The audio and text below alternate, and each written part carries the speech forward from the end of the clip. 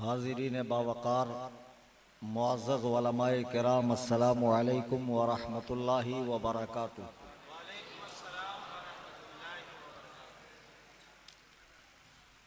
अल्हम्दुलिल्लाह अल्हम्दुलिल्लाह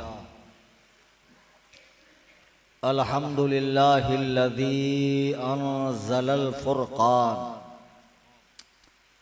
खलक़ल इंसान व अल्लमहुल बयान। शहादत अशहदु अन्न ला इलाहा इल्लल्लाहु वहदहु ला शरीक लहू खालिकुल इंसी वल जान। अम्मा बाद फ़अऊज़ु बिल्लाहि मिनश शैतानिर रजीम। बिस्मिल्लाहिर रहमानिर रहीम। अल यौमा अकमलतु लकुम दीनकुम व अतममतु अलैकुम निअमती व रज़ीतु लकुमुल इस्लाम दीना। सदक़ल्लाहुल अज़ीम।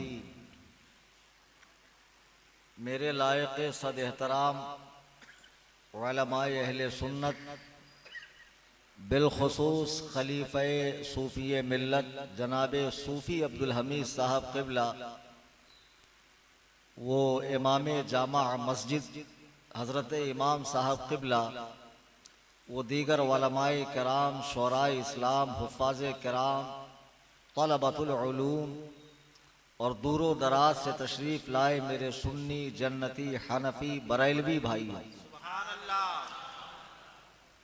आइए हम और आप सबसे पहले अक़ीदत व मोहब्बत के साथ अल्लाह के महबूब आज़म शाफ़िए यौमुन नुशूर जनाब अहमद मुजतबा मुहम्मद मुस्तफ़ा सल्लल्लाहु ताला अलैहि वसल्लम की बारगाह में हदीए दुरूद व सलाम पेश करें। अल्लाहुम्मा सल्ली अला सय्यदना शफीना हबीबना व मौलाना मुहम्मद बारिक वसल्लम सलातो व सलामन अलैका या रसूलल्लाह सल्लल्लाहु अलैहि वसल्लम। मुझे वाकई कल बहुत खुशी महसूस हुई जब आपने मेरी बात को बइत्मीनान सुना, समझा पूरी तकरीर में, और एक दो हजरात जो दौरान तकरीर उठे थे, बाद में उसकी माकूल वजह भी मुझे पता चली कि उनके उठने का सबब क्या था। और सबसे अच्छी बात यह लगी कि आज कुछ लोग मेरी क़याम गाह पर आए जहां मैं ठहरा हुआ हूं, और उन्होंने कल की तकरीर के हवाले से जहां अपनी मुस्बत राय पेश की, अच्छा नज़रिया पेश किया, साथ में एक दो एतराज़ात भी पेश किए। शेख सादी रहमतुल्लाह अलैह फरमाते हैं तीन चीज़ों के बगैर बेकार है। तीन चीज़ों के बगैर बेकार है। पहले क्या फरमाया? इल्म बेबहस बेकार है। अगर इल्म हो, उसमें बहस ना हो, डिबेट ना हो, तो फिर उस इल्म को जंग लग जाता है। जैसे मेरे हाथ में ये अंगूठी है, अभी ये चमक रही है, चहक रही है, अगर इसे मैं 6 मंथ के लिए कहीं जंगल वगैरह में फेंक दूं तो ये जंग आलूद हो जाएगी। जब तक कंटिन्यू इस्तेमाल में है तो इसे जंग नहीं लगेगा। ऐसे ही अगर आलिम के पास इल्म है तो उसे यूज करना चाहिए, इस्तेमाल करना चाहिए, लोगों को उससे सवाल करना चाहिए। बेशक। शेख सादी फरमाते हैं इल्म बेबहस, मुल्क बेसियासत। कंट्री हो, मुल्क हो, उसमें अगर पॉलिटिक्स ना हो, सियासत ना हो तो मुल्क बेकार है। और माल बेतिजारत, अगर आपके पास माल है तो खाकर खत्म होगा, अगर आप तिजारत करेंगे तो वो ऑटो रिन्यूअल होता रहेगा, माल आता जाता रहेगा। अच्छी बात यह है कि लोगों ने मुझसे सवाल किया और उनका सवाल मेरे जहन में भी है। अगर दौरान तकरीर में उसका जवाब देना भूल जाऊं तो एक काम कीजिएगा, किसी का कोई भी सवाल हो मेरी तकरीर से रिलेटेड तो आप एक चिट्ठी हिंदी में लिखकर यहाँ रख दीजिए, इंशाअल्लाह मैं उसका जवाब दे दूंगा। सुभान अल्लाह, सुभान अल्लाह। बेफिक्र रहिए। अल्हम्दुलिल्लाह आप सब तालिब इल्म है, मैं मुअल्लिम की हैसियत से हूँ, आप शागिर्द की हैसियत से हैं, मैं उस्ताद की हैसियत से हूँ, और ये सीखने सिखाने की महफिल है। न तो मैं कोई पेशावर मुकर्रिर हूँ, खतीब हूँ, न मेरे नाम के आगे 3-4 दर्जन अलकाब लगते हैं, और सच बताऊं तो मुझे तकरीर करना आती भी नहीं। एक 2014 में फ़ोन पर मेरा एक डिबेट हुआ था अब्दुल्ला मदनी से, तो उसी के बाद लोगों ने तारीख लेना शुरू की, मैंने देना शुरू की, और इसी बहाने मैं तकरीरें करना मैंने शुरू किया। मैं सबसे पहले मुनाजिर हूँ, फिर दूसरे दर्जे में मैं मुदर्रिस हूँ। सुभान अल्लाह, सुभान अल्लाह। मैं सही बुखारी का दर्स देता हूँ। मैं तीसरे दर्जे में मैं मुसन्निफ हूँ, और चौथे दर्जे में आमिल था, वो सिलसिला मैंने तर्क कर दिया। अब उसकी जगह मैंने तकरीरें शुरू कर दी है। अगर आप बहुत लचकदार तकरीर सुनने के आदी है और बहुत बड़े अल्लामा फहामा साहब को सुनने के आदी है तो आप मायूस होंगे, लेकिन अगर आप यहाँ से कुछ लेकर जाना चाहते हैं तो मुझे उम्मीद है कि इंशाअल्लाह आप बहुत कुछ लेकर जाएंगे इंशाअल्लाह। अजीज़ाने गिरामी वकार, कल मैंने क्या तकरीर की थी आपको याद है? जो लोग आज नए आए हैं उनको कल वाली तकरीर आप हजरात सेंड कर दीजिएगा।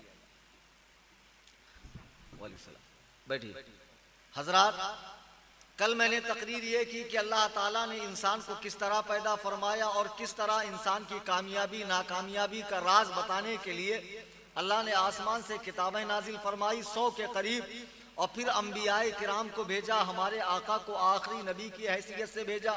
आकाए करीम दुनिया में तशरीफ लाए, मुकम्मल दीन, कामिल दीन, अकमल दीन लोगों को दिया, और जब अल्लाह ताला की नेमत पूरी हुई, वो मिशन पूरा हो गया, तो अल्लाह ताला ने अपने महबूब को अपनी बारगाह में बुलाया। अब सरकार के इस मिशन को आगे बढ़ाने के लिए नबी की हैसियत से नहीं, खलीफा की हैसियत से किसी एक बंदे को चुना जाना था।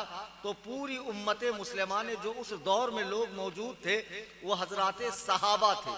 सहाबी उस खुशनसीब मुसलमान को कहते हैं, सहाबी उस खुशनसीब मुसलमान को कहते हैं जिसने माथे की आंखों से अल्लाह के रसूल सल्लल्लाहु अलैहि वसल्लम का दीदार किया हो। सुभान अल्लाह, सुभान अल्लाह। सहाबी की यही तारीफ है ना? अरे बोलो भाई, यही तारीफ है ना? अच्छा, कोई अंधा होगा और उसने नबी को नहीं देखा होगा और नबी से मिला होगा तो वो सहाबी नहीं है? वो भी सहाबी। तो बाज लोग ये कहते हैं कि सहाबी वो है जिसने माथे की आंखों से नबी से को देखा, जैसे अभी अभी मैंने कह दिया। सहाबी की ये तारीफ नहीं है। अल्लामा हजर अस्कलानी रहिमहुल्लाह फरमाते हैं सहाबी की तारीफ ये है, सहाबी की तारीफ सुनो, कि नबी हयात ज़ाहिरी में हो, नबी भी हयात ज़ाहिरी में हो, और कोई शख्स नबी की बारगाह में जाकर कलिमा पढ़ ले, इस्लाम ले आए, या पहले से मुसलमान था नबी की बारगाह में जाए और नबी से कोई बात सुने, नबी की सोहबत पाए, वो भी जिंदा हो, इस तरह वो शख्स सहाबी हो जाता है। अगरचे उसने रुखे मुस्तफ़ा को न देखा हो तब भी वो सहाबी हो जाता है। और एक है अदना दर्जे का सहाबी, कमतर दर्जे का सहाबी। कमतर दर्जे के सहाबी का मतलब यह है कि एक शख्स इस्लाम लेकर आता है, 99 साल तक कुफ्र की जिंदगी गुजार कर आज उसे इस्लाम की दौलत मिलती है। वो बारगाह रिसालत में आता है, हुजूर को पीठ की जानिब से देखता है और वहीं उसका इंतकाल हो जाता है, वो भी सहाबी है, अदना दर्जे का सहाबी। सुभान अल्लाह, सुभान अल्लाह। अब इस अदना दर्जे के सहाबी के मकाम को बड़े से बड़ा ताबई, बड़े से बड़ा गौस, बड़े से बड़ा कुतुब और मुजद्दिद नहीं पहुंच सकता है इस अदना दर्जे के सहाबी के मकाम को। और फिर जो आला दर्जे के सहाबा है, जो हजराते मुहाजिरीन है, हजराते अंसार है, बैआते रिजवान वाले हैं, अशरा मुबशरा है, खुलफाए राशिदीन है, अबू बकर उमर है, उनके मकाम का क्या कहना। सुभान अल्लाह। अजीजाने गिरामी वकार, जब रसूलुल्लाह दुनिया से तशरीफ ले गए तो हजरत उमर हजरत अबू बकर तख्ते खिलाफत पर बैठे सहाबा के मशवरों से, और खुद हजरत अली ने फरमाया कि जिसे अल्लाह के नबी ने आगे बढ़ाया हो, अली की क्या मजाल के उसे पीछे कर दे। तमाम सहाबा ने आपकी बैअत कर ली। आपने 2 साल 2 महीने तक कार्य खिलाफत को अंजाम दिया और 63 साल की उम्र में हजरत अबू बकर सिद्दीक ने दुनिया से अलविदा फरमाया, दुनिया से रुखसती फरमाई। अब आपने रुखसत होने से पहले हजरत उमर के बारे में साहबे कराम को बुला कर पूछा, हजरत उस्मान से पूछा, हजरत अब्दुर्रहमान बिन औफ से पूछा कि उमर के बारे में तुम्हारा क्या ख्याल है। हजरत उस्मान फरमाते हैं उमर मिजाज के एतबार से तो सख्त है लेकिन दिल के बहुत नरम है। सुभान अल्लाह, सुभान अल्लाह। एकदम स्ट्रेट फॉरवर्ड वाला मामला है, मुंह पे बोल देते हैं, दिल में रखते नहीं है, दिल के बहुत अच्छे हैं। आपकी जगह पर उनके अलावा कोई और बैठने के लायक नहीं है। मेरी नाकिस राय यह है कि आप खलीफा की हैसियत से हजरत उमर का इंतखाब कर दें। किसी कोई सहाबी ने अड़ंगा नहीं डाला, किसी कोई सहाबी ने हजरत अबू बकर सिद्दीक को यह मशवरा नहीं दिया कि आप उमर के सिवा किसी को खलीफा बनाएं। तमाम सहाबा ने हजरत उमर के बारे में राय दी। हजरत अबू बकर सिद्दीक ने एक लंबी चौड़ी वसीयत तैयार फरमाई और वसीयत तैयार फरमा कर आप रुखसत हो गए। अब हजरत उमर फारूक रज़ी अल्लाह तआला अन्हु तख्ते खिलाफत पर बैठे। तख्ते खिलाफत पर हजरत उमर फारूक बैठ गए। अब आप समझ गए होंगे, दमादम मस्त कलंदर, अबू बकर का पहला नंबर और उमर का दूसरा नंबर। सुभान अल्लाह। बेझिझक डर के मत बोला करो, बेझिझक बोला करो। अगर कोई साहब आ भी जाए तो अल्हम्दुलिल्लाह हम निपटने के लिए तैयार हैं। अजीजाने गिरामी वक़ार, हजरत उमर फारूक रज़ी अल्लाह ताला अन्हु के वाक़ियात तो आपने बहुत सुने होंगे कि ये वो शख्स हैं कि जिनकी हैबत, जिनकी ताकत, जिनकी शुजाअत, जिनकी दिलेरी और जिनकी हिम्मत की अरब में लोग दाद दिया करते थे। बड़े ढीठ थे, बड़े ही जरी थे और बड़े ही अड़ियल दिमाग के थे। मक्के में जब इस्लाम फैलने लगा, आपने बार बार वो रिवायत सुनी होगी कि 39 लोग मुसलमान हो चुके थे और 40वें मुसलमान हजरत उमर फारूक है। यानी आपने मक्कतुल मुकर्रमा में ही इस्लाम को कबूल किया है। बाद में आप मदीना शरीफ तशरीफ लाए। इस्लाम कबूल करने के बाद हजरत उमर अल्लाह के नबी से कहते हैं, या रसूल अल्लाह, क्या हम लोग हक पर नहीं है? अल्लाह के नबी ने कहा, क्यों नहीं, हम लोग तो जरूर हक पर। फरमाया, जब हम लोग हक पर हैं तो हम लोग ये छुप छुप कर नमाजें क्यों पढ़ते हैं? उस जमाने में बहुत कम लोग मुसलमान हुए थे, 40 के करीब, और उनमें अक्सर गुलाम थे। वो सब छुप छुप के नमाजें पढ़ा करते थे। तो हजरत उमर से ने कहा, या रसूल अल्लाह, जब हम लोग हक पर हैं और हम लोग दीने खुदा की ताबेदारी करते हैं, फिर डर डर के और छुप छुप के इबादत करने का क्या मामला है? मैं चाहता हूं कि हम लोग खुलकर अपने इस्लाम का ऐलान करें और खुलकर हम लोग अल्लाह ताला की इबादत करें। ये कहते हुए आप तलवार लेकर निकले। एक तरफ हजरत अमीर हमजा है, एक तरफ हजरत उमर फारूक है। मुसलमानों का काफिला पहली मर्तबा रूम से निकल रहा है, खाने काबा में आ रहा है। हजरत उमर तलवार लहरा रहे हैं। अगर किसी के माने जना हो तो उमर के सामने आ जाए और दो दो हाथ कर दे। अल्लाह अकबर। ऐसी दिलेरी और ऐसी शुजाअत और जुर्रत कि अल्लाह के नबी ने उनका नाम लक़ब रखा फारूक। फारूक के माने है फर्क करने वाला। सुभान अल्लाह, सुभान अल्लाह।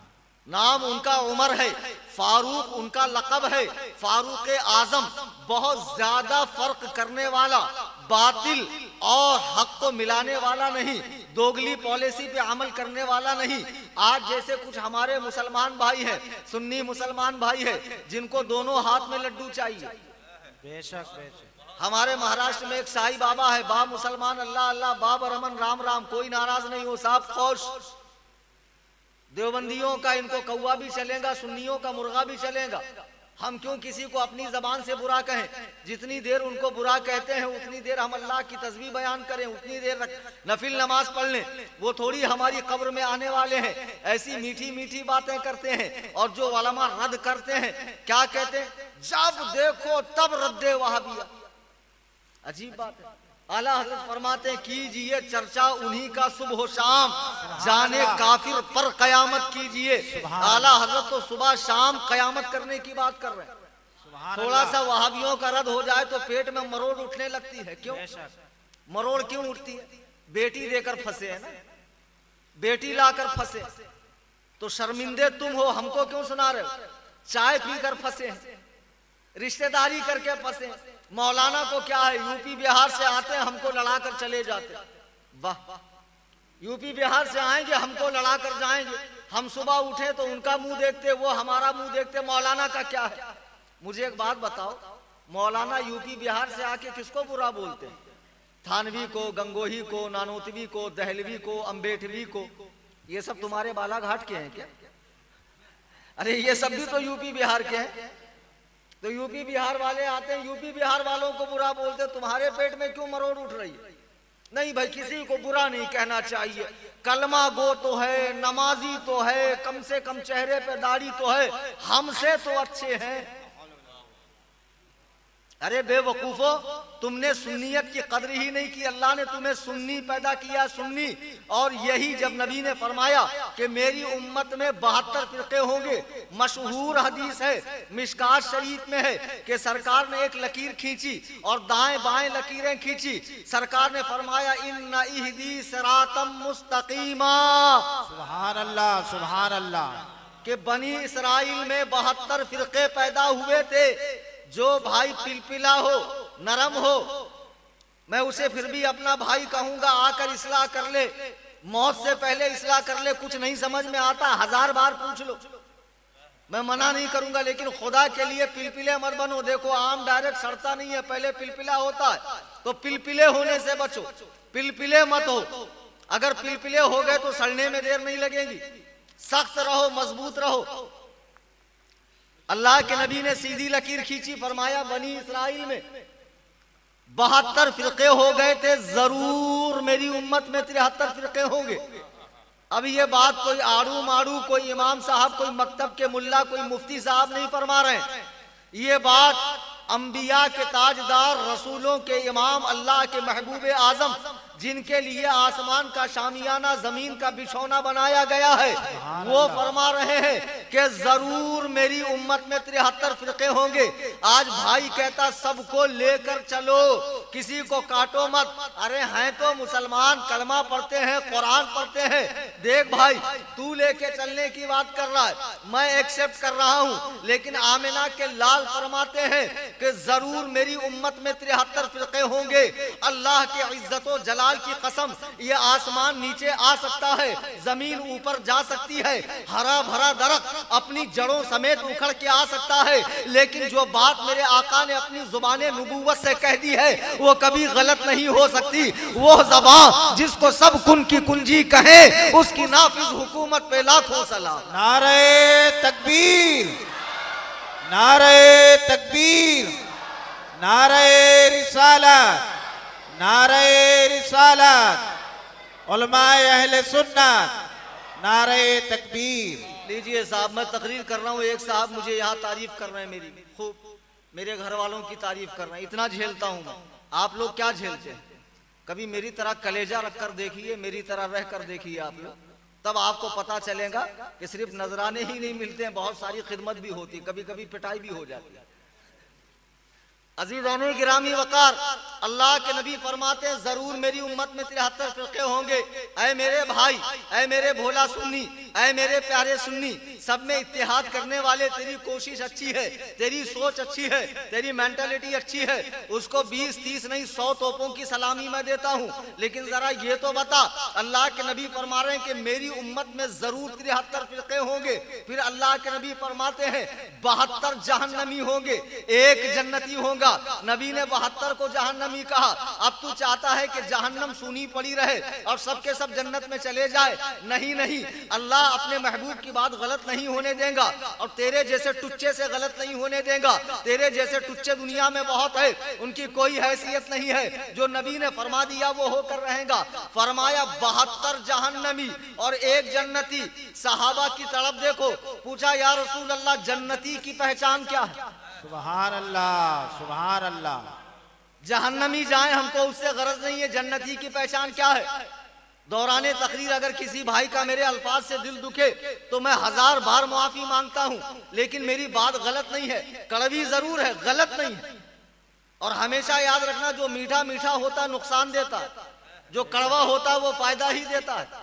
तबीयत खराब हो गई, डॉक्टर के पास चले गए तो आपको वो खाने के लिए रसगुल्ला देता है ना कि बेटा गुलाब जामुन खा, अच्छा होगा, कि कड़वी दवा देता है। कड़वी दवा उतरती नहीं, लेकिन उतरने के बाद फायदा कितना होता। बात कड़वी है लेकिन हक है।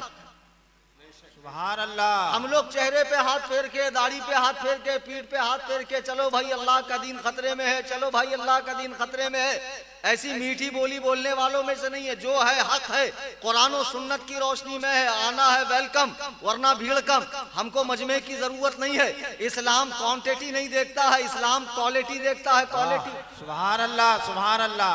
क्वांटिटी को क्या करोगे? 22,000 का लश्कर यजीदियों का था और 72 हुसैन आजम के पास 72 लोग थे। बताओ हक वाले कौन थे, कम वाले थे? इस्लाम क्वांटिटी को नहीं देखता है। मेरे बुजुर्गों और दोस्तों, साहबा ने पूछा या रसूल अल्लाह अलैहिस्सलाम, हक जमात की अलामत क्या है?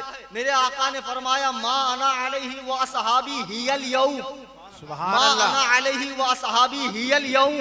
आज के दिन जिस रास्ते पर मैं और मेरे सहाबा हैं, सुभान उस अल्लाह। रास्ते पर चलने वाला वही हक जमात वाला है। अच्छा सुनो, अब हमें ये देखना है कि जो चीज हम सुबह आंख खुलने से सोने तक कर रहे हैं वो नबी का तरीका है या नहीं, सहाबा का तरीका है या नहीं। अगर नहीं है तो खुदा की कसम भले बाप दादा से आ रहा हो, बाप दादा से आने का मतलब क्या है? सही हो जाएगा।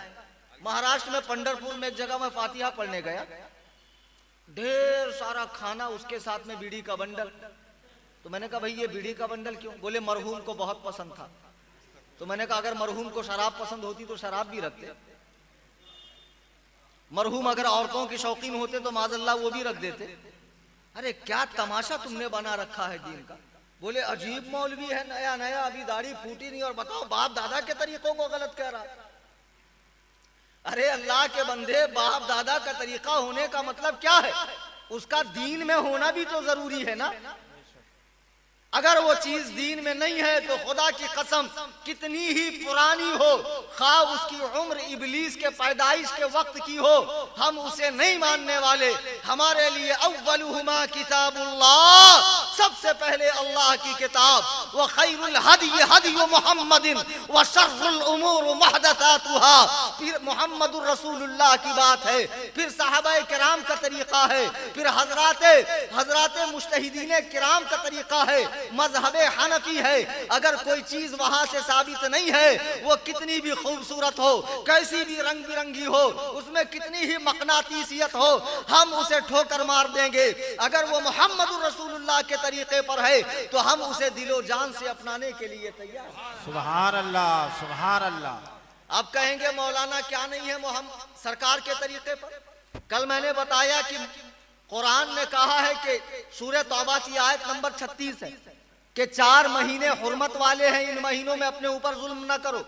सरकार मदीने तशरीफ लाए तो देखा कि यहूदियों ने 10वीं मुहर्रम को रोजा रखा, बुखारी की हदीस है। तो पूछा तुमने रोजा क्यों रखा? कहा इसी दिन अल्लाह ने फिरऔन पर मूसा को गलबा अता किया था, इसलिए हम रोजा रखते हैं। तो सरकार ने फरमाया मूसा तो हमारे लिए तुमसे ज्यादा मुअज़्ज़ज़ शख्सियत है, ये तो हमारा हक है। फिर सरकार ने फरमाया ऐ मुसलमानों तुम भी रोजा रखो। सुभान अल्लाह। 10वीं मुहर्रम रोजा रखो। फिर हुजूर ने फरमाया देखो वो लोग 10वीं का ही रोजा रखते हैं, अगर मैं साले आइंदा तक हयात रहा तो मैं 9वीं और 10वीं दोनों का रोजा रखूंगा। लेकिन इत्तेफाक से सरकार साले आइंदा तक दुनिया में जाहिरी हयात में न रहे। उसके बाद साहबे किराम ने इरशाद सुन लिया था नबी का कि 9वीं 10वीं का रोजा रखा जाए। अब 9वीं 10वीं को तो रोजा रखने का हुक्म है, लेकिन मेरा भाई 10वीं को रोजा नहीं रखता है। मेरा भाई क्या करता है? ढोल लेकर आता है, ताशे लेकर आता है, बजाता है, शराब के नशे में मस्त है, ताजिया घुमा रहा है, समझ रहा है ये इमाम हुसैन की मोहब्बत है। खुदा की कसम ये इमाम हुसैन की मोहब्बत नहीं है, अल्लाह की कसम ये इमाम आली मकाम की मोहब्बत नहीं है। मुझे बताओ इमाम हुसैन की शहादत पर क्या अली मुर्तजा से ज्यादा तुम्हारा कलेजा जला होगा? क्या फातिमा से ज्यादा तुम्हारी आंखें रोई होंगी? क्या जैनब से ज्यादा गम तुमने सहा होगा? क्या आबिदे बीमार से ज्यादा तकलीफ तुम्हें हुई होगी? नहीं नहीं, तुम्हें तो इमाम हुसैन साल में एक दिन 10वीं मुहर्रम को याद आते हैं। अरे हुसैनी तो हम है कि हर 5 वक्त इमाम हुसैन को याद करते हैं कि इस हुसैन ने नमाज को बचाया है, नमाज पढ़ने का हुक्म दिया है, हम नमाजें पढ़ रहे हैं, चेहरों पे दाढ़ियां रख रहे हैं, सुन्नत लिबास पहन रहे हैं। हुसैन के मिशन को हमने जिंदा रखा है और तुमने इमाम आली मकाम के मिशन को मिटाने की कोशिश की। अजीजाने गिरामी वकार, अल्लाह के नबी ने फरमाया आज के दिन जिस रास्ते पर मैं हूं, मैं और मेरे सहाबा उस रास्ते पे चलने वाले जन्नती है। अच्छा सुनो, फिर सहाबा ने कहा या रसूल अल्लाह उस जमात का नाम बता दीजिए। सुभान अल्लाह, सुभान अल्लाह। नाम बताइए क्या है?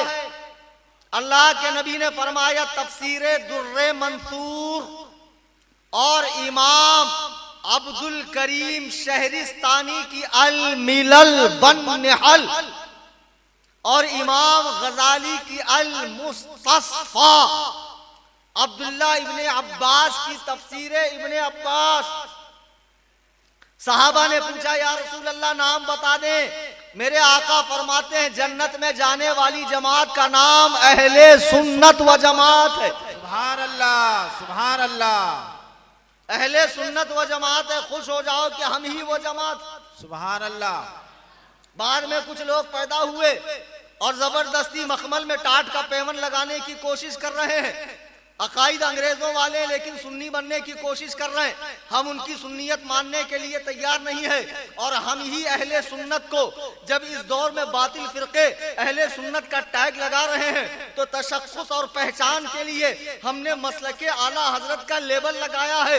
मसलके आला हजरत यानी जमाते सहाबा, जमाते ताबा, जमाते औलिया अल्लाह को मसलके आला हजरत कहा जाता है। सुभान अल्लाह, सुभान अल्लाह। अजीजाने गिरामी वकार, नबी ने फरमाया अहले सुन्नत व जमात, अल्हम्दुलिल्लाह हम अहले सुन्नत व जमात वही लोग हैं। हजरत अबू बकर सिद्दीक का विसाल हुआ, हजरत उमर फारूक तख्ते खिलाफत पर बैठे। उमर का लक़ब फारूक है। फारूक के माने है फर्क करने वाला, हक व बातिल में दोगली पॉलिसी जिसे पसंद नहीं है। हजरत उमर फारूक वो है कि एक मरतबा अल्लाह के नबी खाने काबा में गए।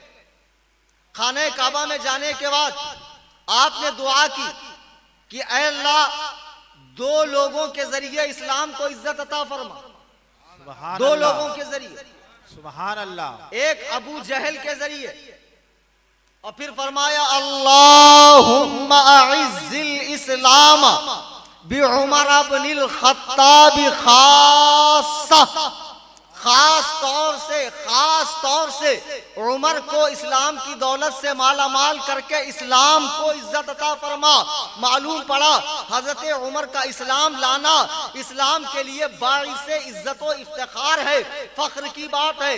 नबी की दुआ कबूल हो गई, हजरत उमर इस्लाम लेकर आ गए, नबी के सहाबी बन गए, जानिसार सहाबी बन गए। हर मौके पर नबी का इत्तेबा कर रहे हैं, हर मौके पर नबी का साथ दे रहे हैं, हर मौके पर आप रसूल करीम सल्लल्लाहु अलैहि वसल्लम पे जान निशावर कर रहे हैं। और खाली नाम के आशिक नहीं है कि जबान तो मोहब्बत का दावा करती है लेकिन अमल उसके खिलाफ हो, ऐसा बिल्कुल नहीं है। बल्कि आप कौलन व फ़िअलन हर एतबार से हुजूर सल्लल्लाहु अलैहि वसल्लम की ताबेदारी कर रहे हैं। मदीना तशरीफ लेकर आए और आपकी बेटी हजरत हफ्सा रज़ी अल्लाह ताला अन्हा सरकार के निकाह में आई। कल एक साहब ने मुझसे सवाल किया, आज सवाल किया, कल मैंने तकरीर में ये बात कही थी कि इमाम अबू हनीफा की कोई बेटी नहीं। एक साहब आए, कहा हजरत आपने बड़ी अजीब बात कह दी, हम तो उलमा से इमाम साहब से सुनते हैं कि उनकी बेटी थी और वो 4 औरतों के साथ अपनी बेटी के साथ, उनकी बेटी 4 औरतों के साथ आकर इमाम साहब से मसला पूछी थी। तो अबू हनीफा का मतलब हनीफा का बाप होता और आप कह रहे हैं उनकी बेटी नहीं थी। देखो ऐसा है कि इमाम आजम की जो सीरत पर किताबें लिखी गई हैं, हिंदी में, इंग्लिश में, उर्दू में, सबसे ज्यादा किताबें शाफई उलमा ने उनकी सीरत पर किताब लिखी। उसमें एक मजबूत किताब है अल खैरातुल हिसान, अल खैरातुल हिसान, और एक है उकूदुल जमाआन। इन किताबों में साफ लिखा है कि आपका फकत एक ही बेटा था हम्माद, उसके अलावा कोई बेटी नहीं थी। बाज तज़किरा निगारों ने जो लिखा है कि एक बेटी थी, वो रिवायत गलत है, मजहूल है, साबित नहीं है। तो अबू हनीफा का मतलब होता है दवात वाला, हनीफा का बाप नहीं। तो बाज अहले हदीस गैर मुकल्लिद जो आपके शहर में भी अभी अभी पैदा हो रहे हैं, पूरी तरह पैदा नहीं हुए इसके पहले कि ये फैल जाए, इस फितने को खत्म कर दो और इस फितने का रद्द खुल कर रद्द किया जाए। मैं एक बात तुम्हें बताऊं, मेरी समझ में नहीं आता, जब कोई आलिम रद्द करता है तो आपको तकलीफ होती क्यों? वो अपने जिम्मेदारी पर रद्द करता है, रिस्क लेकर रद्द करता है। अब बताओ, मैं सीधा सीधा अगर नमाज पर बयान करूं तो किसी को कोई प्रॉब्लम नहीं होगी, सब खुश हो जाएंगे, अंजुमन वाले भी और जो सुनने आए वो लोग भी। लेकिन मुझे क्या पड़ी है कि मैं बार बार बातिल फिरकों को टारगेट करता हूं। तो एक ही मकसद है कि जो नौजवान नस्ल है, ये जो छोटे छोटे बच्चे सामने बैठे ना, आपको तो पता है लेकिन इनको नहीं पता ना, तो इनको कब पता चले? इसलिए आलिम को हमेशा बातिल फिरकों का रद्द करते रहना चाहिए, बिल्कुल करना चाहिए। और किसी कमेटी वालों को, सदर को, सेक्रेटरी को खातिर में नहीं लाना चाहिए। अगर वो रद्द से रोके तो उनकी 10-11 हजार की नौकरी उनको मुबारकबाद कर दे। अल्लाह हाफिजो निगहबान है, मुल्के खुदा तंग नीस, पाए मोरा लंग नीस। खुदा का मुल्क छोटा नहीं है, मेरा पैर लंगड़ा नहीं। सुभान अल्लाह, बेशक। हक बोलने से रुकना नहीं चाहिए, बिल्कुल आलिम को हक बोलना चाहिए। अल्लाह के नबी फरमाते हैं, फितनों के जमाने में जो आलिम खामोश रहे वो गूंगा शैतान।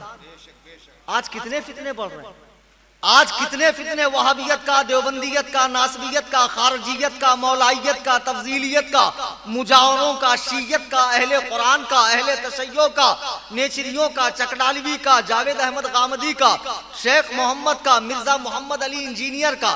जो लोग सोशल साइट यूज करते हैं, यूट्यूब वगैरह, उनको पता है कि मिर्जा मोहम्मद अली नाम का एक फितना है जो मुसलमानों को अजीबो गरीब हदीसें सुना सुना कर गुमराह कर रहा है। मेरे बुजुर्गों, दोस्तों, आलिम को चाहिए एक्टिव रहे, उसकी निगाह तमाम फितनों पर रहे और हर बातिल फिरके का कुरान और सुन्नत की रोशनी में रद्द करे और किसी की परवाह ना करे। इसलिए कि अल्लाह ताला दाना पहले भेजता है, बंदा बाद में भेजता है। अगर अल्लाह ने मुकद्दर में रोजी लिखी है तो कोई अदर सदर सेक्रेटरी रोकने वाला नहीं है, इनकी चापलूसी करके कुछ मिलने वाला नहीं है। अल्लाह रसूल को खुश करने वाले काम कीजिए। सुभान अल्लाह, सुभान अल्लाह, सुभान अल्लाह। और सदर सेक्रेटरी लोग को भी चाहिए थोड़ा हिसाब में रहा करें।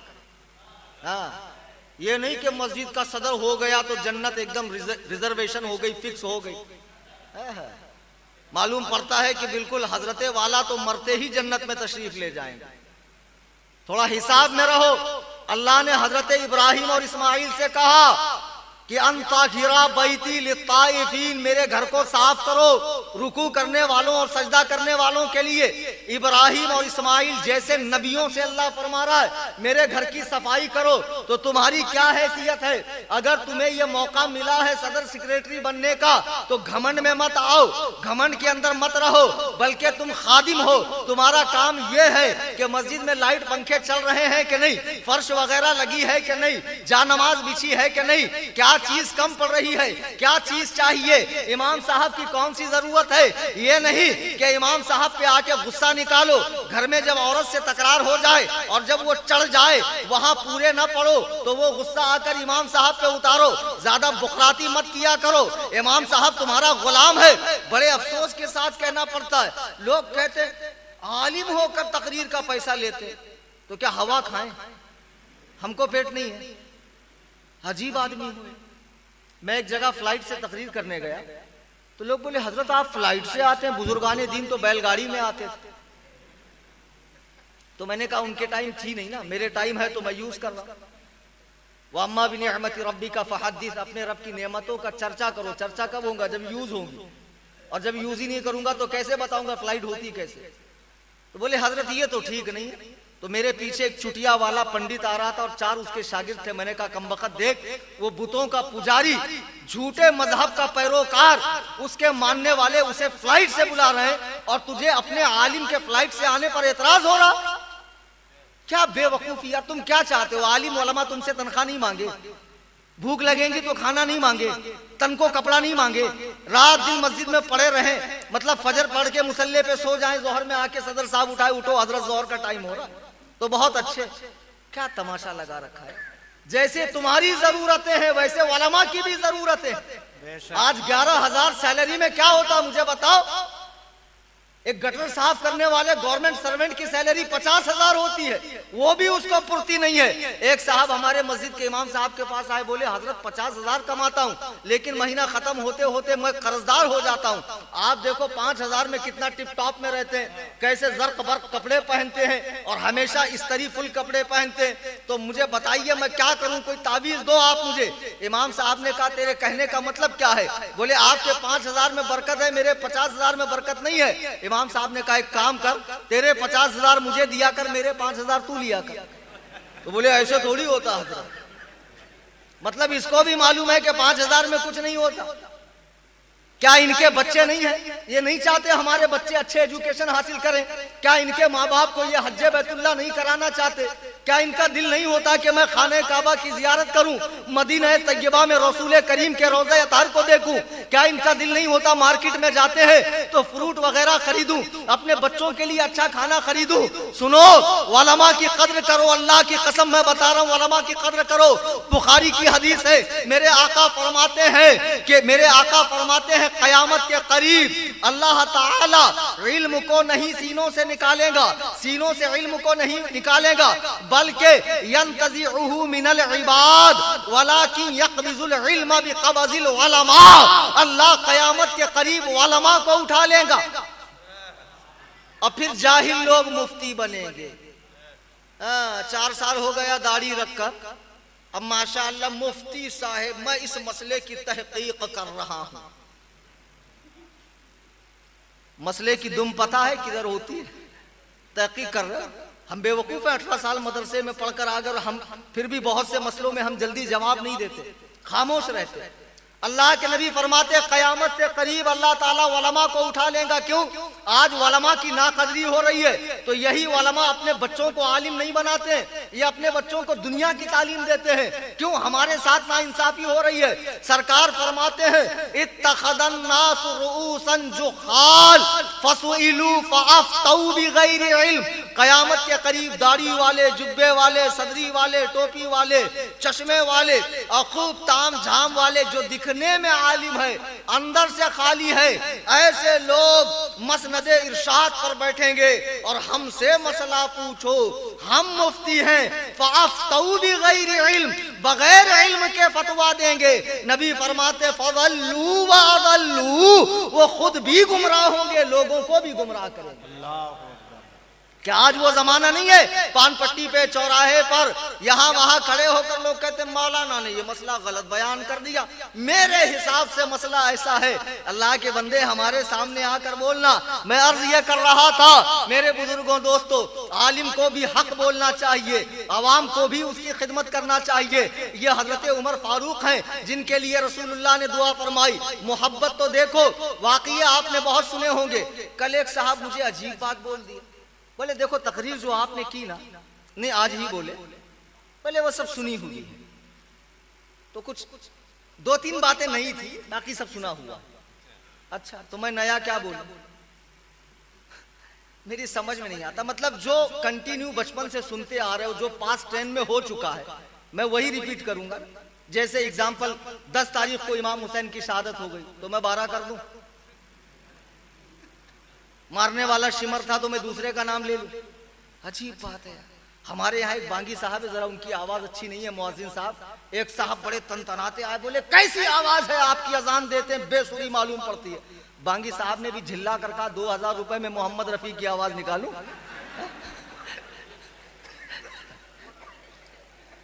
अजीब लोग हैं यार। अरे अल्लाह के बंदे, जो वाकयात है मैं तो वही बयान करूंगा, इसीलिए मैं वाकयात नहीं बयान करता हूं ताकि बार बार रिपीट ना हो जाए, लेकिन बात जगह जरूरी हो जाता है।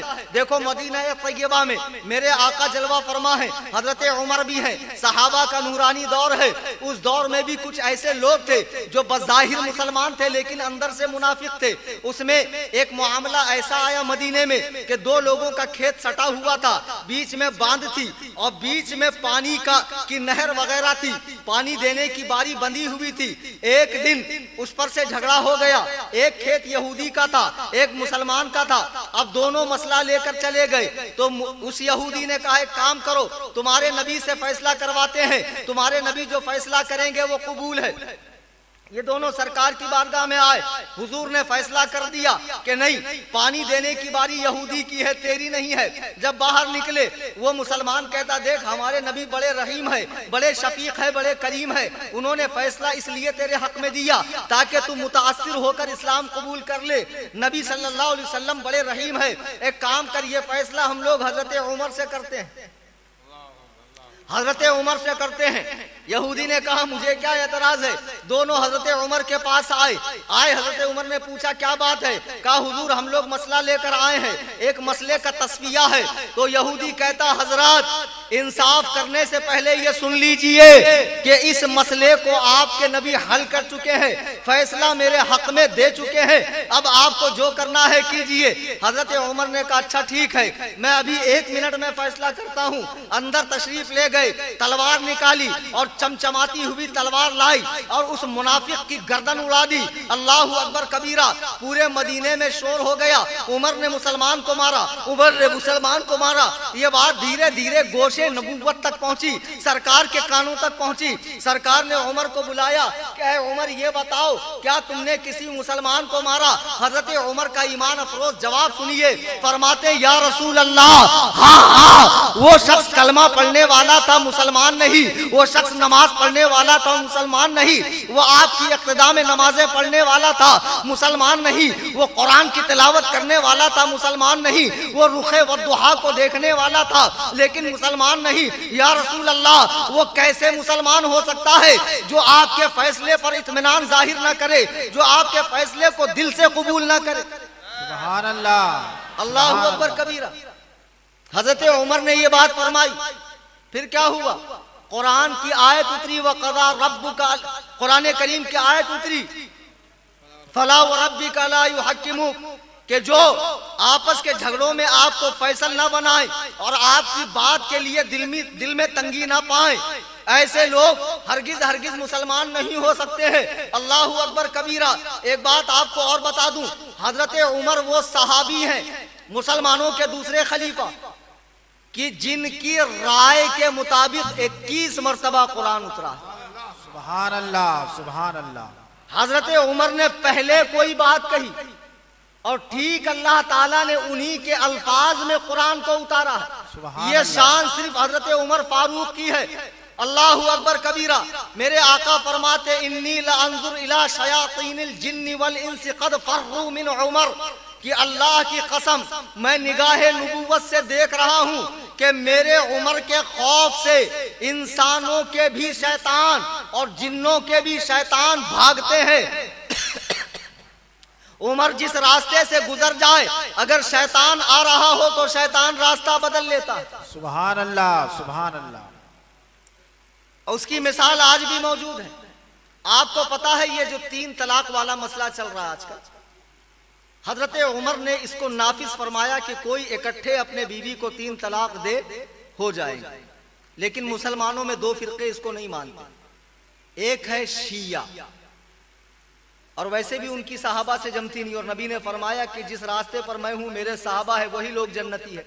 तो मालूम पड़ा शिया जन्नती हो नहीं सकता, क्योंकि सहाबा वाला नहीं है, सहाबा वाला नहीं है। और दूसरा फिरका है अहले हदीस। हैं आपके गांव में? अरे बोलो भाई, आज आप लोगों में कुछ सुस्ती मालूम पड़ रही है। माशाल्लाह कल बहुत एक्टिव थे आप लोग। अहले हदीस अभी नए नए पैदा हुए होंगे, पैंट शर्ट पहनकर नमाज पढ़ते हैं, इन शर्ट करते हैं, बटन खुले हुए होते हैं, आस्तीन चढ़ी होती, टोपी जरूरी नहीं है, सुन्नत जरूरी नहीं है, ये जरूरी नहीं है, वो जरूरी नहीं है, दुआ जरूरी नहीं है। कुछ लोग मांग कर बड़ा एहसान करते, ऐसा मांगते मुझे मत दे, पीछे वाले को दे।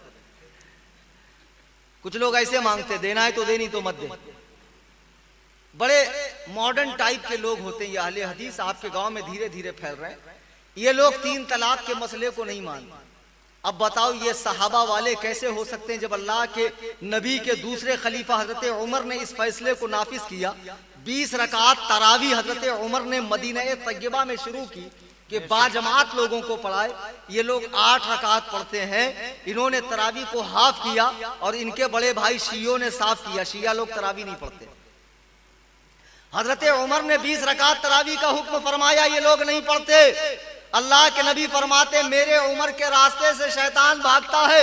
खुदा की कसम, जो हजरत उमर के फैसलों को ना माने वो कल भी शैतान था, आज भी शैतान है। आज के ये दो टांग के शैतान गैर मुकल्लिद जो अपने आप को अहले हदीस, अरे बाप रे बाप, इतना बड़ा नाम के सुन के ही आदमी को बुखार आ जाए। अहले हदीस मतलब हदीस वाला।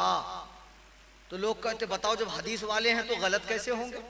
हदीस वाले आप लोग नाम से धोखा खा जाते हैं।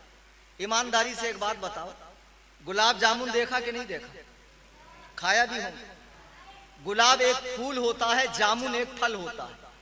तो गुलाब जामुन में दोनों में से क्या रहता है?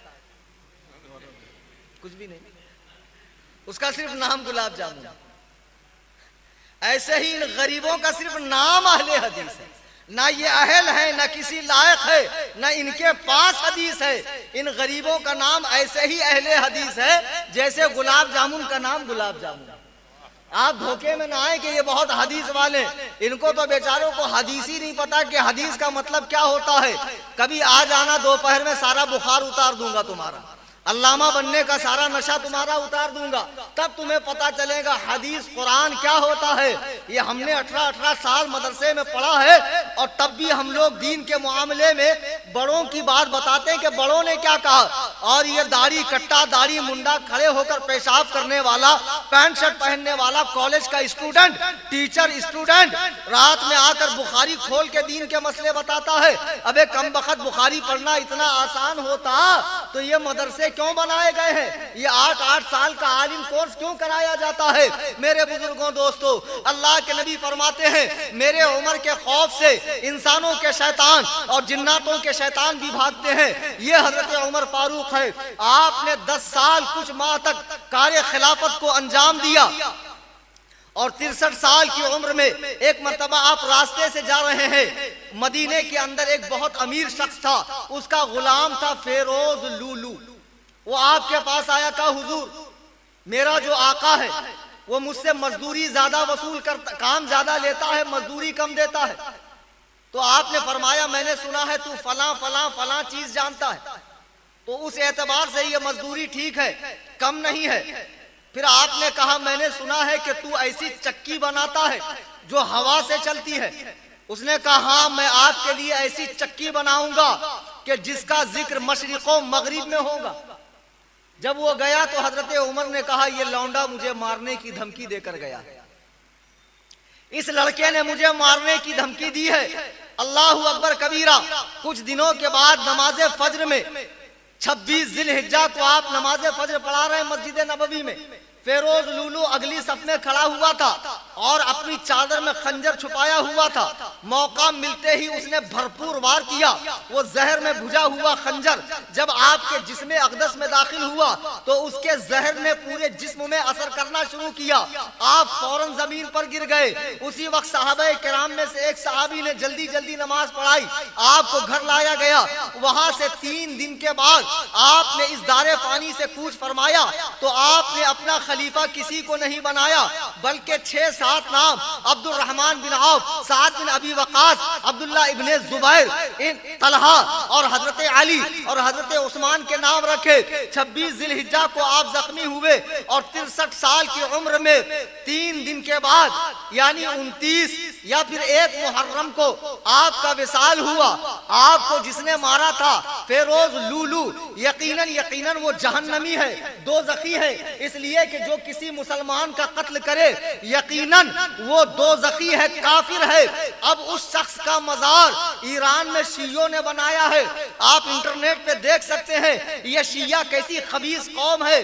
आज हमारे बड़े बड़े सिटी में, नागपुर, बॉम्बे में जो पीर और मुरीद लोग शियों की चाट रहे हैं, शियों की महफिलों में जा रहे हैं, शियों को सपोर्ट कर रहे हैं, वो सुन ले शिया वो खबीस कौम है जिसने फेरोज लूलू नामी जैसे खबीस, जिसने अमीरुल मोमिनीन गैजुल मुनाफिकीन सैयदना हजरत उमर फारूक रदी अल्लाह ताला अन्हु को शहीद किया है, उसका मजार इन खबीसों ने ईरान में बनाया है।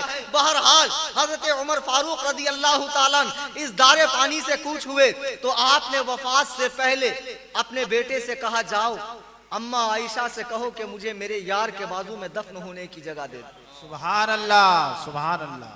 आपका बेटा आया, अम्मा आयशा फरमाती हैं वो जगह मैंने अपने लिए रखी थी, लेकिन आज मैं अपनी जात पे उमर की जात को तरजीह ही देती हूँ। आपको मालूम है सरकार अबू बकर उमर दोनों बाजू में लेटे हुए और रातों दिन 70,000 मलाइका आकर नबी की मजार पर सलातो सलाम पेश करते हैं, तो क्या अबू बकर और उमर के ऊपर रहमतें नहीं होती? कयामत तक होती। करोड़ों इंसान पेश करते हैं। अब जो शिया इन्हें जहन्नमी कहते हैं वो खबीस सुन ले, अगर ये माज़अल्लाह बुरे होते तो अल्लाह इन्हें नबी के पहलू में होना, दफन होना नसीब न फरमाता। मेरे आका फरमाते हैं मेरे आसमान में 2 वजीर हैं, जिब्रील और मीकाईल, जमीन में मेरे 2 वजीर हैं, अबू बकर और उमर। सुभान अल्लाह, अबू बकर और उमर, अल्लाहु अकबर कबीरा। आप दफन हो गए, मुसलमानों के दूसरे खलीफा भी चले गए, पहले हजरत अबू बकर, फिर हजरत उमर फारूक। अब बारी आई आपकी शहादत और तदफीन के बाद किसको खलीफा बनाया जाए? तो जिनका आपने नाम लिया था इनमें से 2-3 लोगों ने कहा हमें इस चीज में कोई दिलचस्पी नहीं। हजरत अब्दुर्रहमान बिन औफ ने हजरत अली से कहा अगर मैं आपसे बैत ना करूं तो आप मुझे किसकी बैत करने का मशवरा देंगे, किससे खलीफा बनाने का मशवरा देंगे? अब्दुर्रहमान बिन औफ ने कहा से हजरत अली ने फरमाया उस्मान। सुभान मैं अल्लाह, उस्मान के अलावा किसी को खलीफा बनना पसंद नहीं करूंगा। फिर आपने हजरत उस्मान से कहा अगर मैं आपको खलीफा ना बनाऊं तो आप किसको खलीफा बनाना पसंद करेंगे? फरमाया अली, अली के अलावा कोई इस लायक नहीं। तो फिर ज्यादा 3 सहाबा उसमें से अलग हो गए, बाकी लोगों ने हजरत उस्मान के बारे में राय दी। फिर इस तरह हजरत उस्मान गनी रदी अल्लाह ताला अन्हु मुसलमानों के तीसरे खलीफा बने। अब बोलो दमादम मस्त कलंदर, उस्मान का तीसरा नंबर, अबू बकर का पहला, उमर का दूसरा, उस्मान का तीसरा। अल्लाहु अकबर कबीरा, अल्लाहु अकबर कबीरा। हजरत उस्मान गनी जिनकी कुन्नियत अबू उमर है और लक़ब उनका जुन्नूरैन है, 2 जोड़े वाला। हजरत आदम से लेके हुजूर तक किसी भी उम्मती के निकाह में किसी भी नबी की 2 बेटी नहीं आई है। हजरत उस्मान वो शख्स हैं कि जिनके निकाह में हुजूर ने 2 बेटियां दी हैं। सुभान अल्लाह, सुभान अल्लाह। और फरमाया अगर मेरी 40 बेटियां होती तो मैं 40 के 40 उस्मान के निकाह में दे देता। आज हजरत अली को इन सहाबा पे फजीलत देते हो, क्यों? वो नबी के दामाद है। अरे अली अगर 1 बार दामाद है तो उस्मान 2-2 बार दामाद है। सुभान अल्लाह, सुभान अल्लाह। कूफा शहर में एक खबीस शख्स था शिया, जो हजरत उस्मान को यहूदी कहता था, यहूदी, और बड़ा खबीस था। हजरत इमाम आजम को मालूम पड़ा कि कूफा में कोई शख्स है जो हजरत उस्मान को यहूदी कहता है। हमारे इमाम जिनकी हम तकलीद करते हैं, जिनकी तकलीद का पट्टा हमारे गले में है, इमाम आजम अबू हनीफा। आप सब लोग हनफी हो ना? जी जी जी। सीखो, उलमा के पास आओ। हम मुसलमान हैं तो क्यों, सुन्नी है तो क्यों, हनफी है तो क्यों, कब सीखोगे? इमाम आजम अबू हनीफा को पता चला कि एक शख्स शिया आलिम है जो हजरत उस्मान को यहूदी कहता है। आप उसके घर पे आए, दरवाजे की कुंडी खटखटाई, उसने दरवाजा खोला तो देखा सामने मुसलमानों का इतना बड़ा इमाम कि जिसने कुरान और हदीस से 12,93,000 मसले बयान किए हैं। सुभान अल्लाह, सुभान जिसने 100 मरतबा हालत ख्वाब में अल्लाह को देखा है। सुभान अल्लाह। जिसने एक पैर पर काबतुल्लाह में पूरा कुरान पढ़ा है। सुभान अल्लाह। वो सामने खड़ा है, शिया था लेकिन जानता था ये सुन्नियों के बहुत बड़े इमाम है। कहा हुजूर घर में तशरीफ लाइए। फौरन घर में चारपाई वगैरह लगा दी, बिस्तर लगा दिया, बिठा दिया। कहा सरकार कैसे आना हुआ? इमाम आजम अबू हनीफा फरमाते हैं जनाब ऐसा है, मैंने सुना है तुम्हारी एक लड़की है, खूबसूरत है, हसीनो जमील है, क्या सही है? उसने कहा जी हुजूर बिल्कुल सही है। इमाम आजम फरमाते हैं मेरे पास एक रिश्ता है कूफा में जो बड़ा मालो दौलत वाला है, बड़ा खूबसूरत है, बड़ा वजी है, बड़ा इबादत गुजार है, बड़ा मुत्तकी पारसा है, बड़ा नेक खू है, मामलात का बहुत अच्छा है, लेन देन का बहुत साफ सुथरा है। जब उसने ये सारी खूबियां सुनी, तड़प के कहा हुजूर जब इतना अच्छा रिश्ता है और लेकर आने वाला मुसलमानों का इतना बड़ा इमाम है तो मुझे क्या एतराज हो सकता है, सरकार मेरी बेटी का रिश्ता लगा दो। इमाम आजम ने फरमाया उसमें एक कमी है, उसमें एक कमी है। उसने कहा क्या? इमाम आजम ने फरमाया वो यहूदी है। उसकी रगे खबासत फड़क गई, मुंह से बात कम झाग ज्यादा निकलने लगी कि उठ जाइए आप मेरे बिस्तर से, आप मेरी बेटी के लिए एक यहूदी का रिश्ता लेकर आए हैं।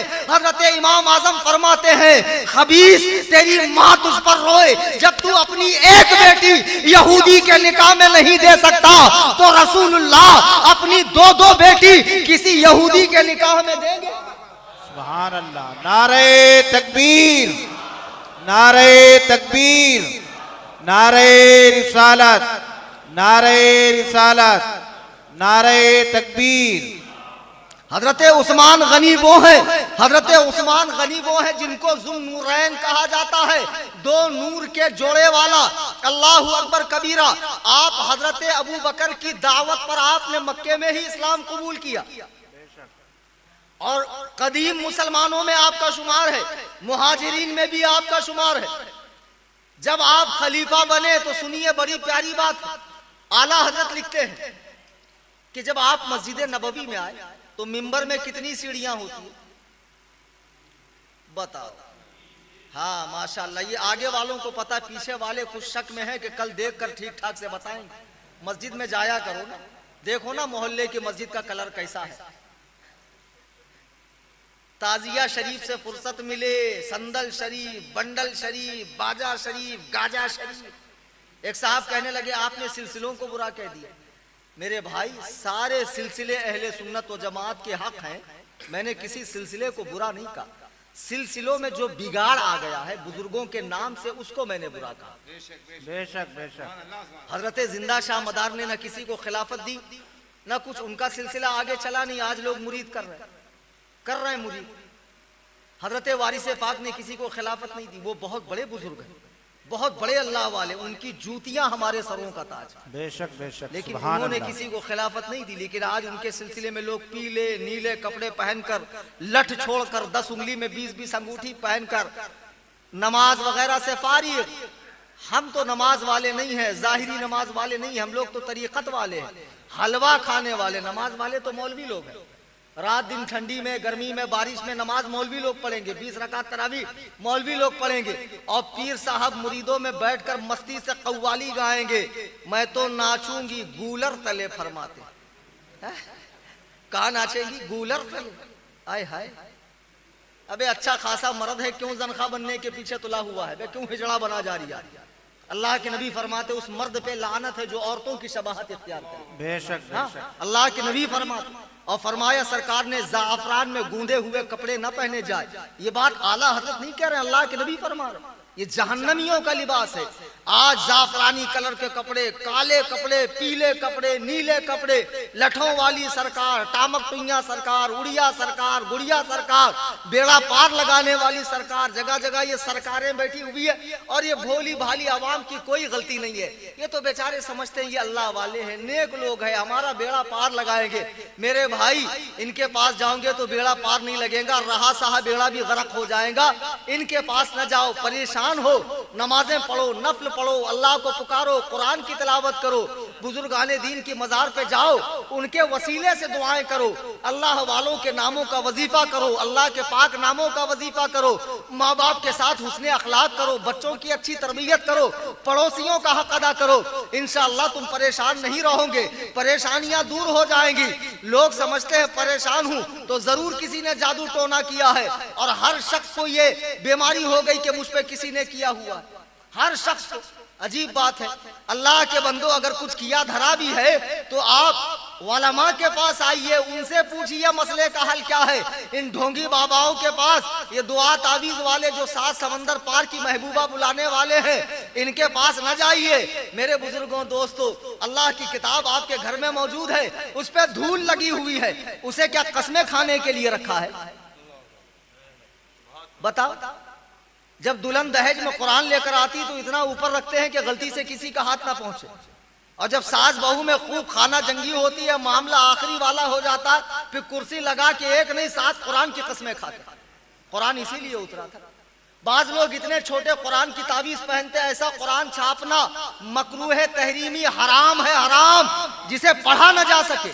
ये कुरान करीम की बेअदबी है। मेरे बुजुर्गों, दोस्तों, आप सही उलमा के पास जाइए जो हदीस और कुरान की रोशनी में आपकी बीमारियों का इलाज करते हैं। इन जादू टोने वालों के पास, इन उड़िया गुड़िया पीरों के पास मत जाइए।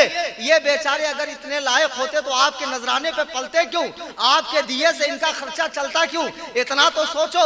मेरे बुजुर्गों और दोस्तों, मैं अर्ज ये कर रहा था कि अल्लाह के रसूल सल्लल्लाहु ताला अलैहि वसल्लम के तीसरे खलीफा हजरत उमर फारूक मस्जिद में आए। अब पहली बार खलीफा बनकर आए, देखा मस्जिद में मिंबर पर 3 सीढ़ी। तो पहली सीढ़ी पे कौन बैठता था? हुजूर। दूसरी पे कौन बैठते थे? हजरत अबू बकर सिद्दीक। बोलो भाई, गलत होगा तो मैं बता दूंगा ना। तीसरी सीढ़ी पे हजरत उमर। अब हजरत उस्मान कहां बैठे? अब चौथी तो सीढ़ी है। बड़े तगो दो में थे, बड़े शशो पंज में थे, बिल आखिर आप जाकर सबसे ऊपर बैठ गए। खुतबा दिया, नमाज पढ़ाई, बाहर निकले तो कुछ लोगों ने कहा, हुजूर ये क्या कर दिया? जहां हुजूर बैठते थे उस जगह पर आप बैठ गए। वहां तो अबू बकर भी ना बैठे, वहां तो उमर फारूक भी ना बैठे, आप बैठ गए। हजरत उस्मान का जवाब सुनिए, कितना प्यारा जवाब। खुदा की कसम, ईमान की कलियां मुअत्तर हो जाएंगी, गुले ईमान मुअत्तर हो जाएंगे। सुभान अल्लाह। बावाज़ बुलंद दुरूद पाक पढ़ें। अल्लाहुम्मा सल्ली अला सय्यिदना शफीना हबीबना व मौलाना मुहम्मद।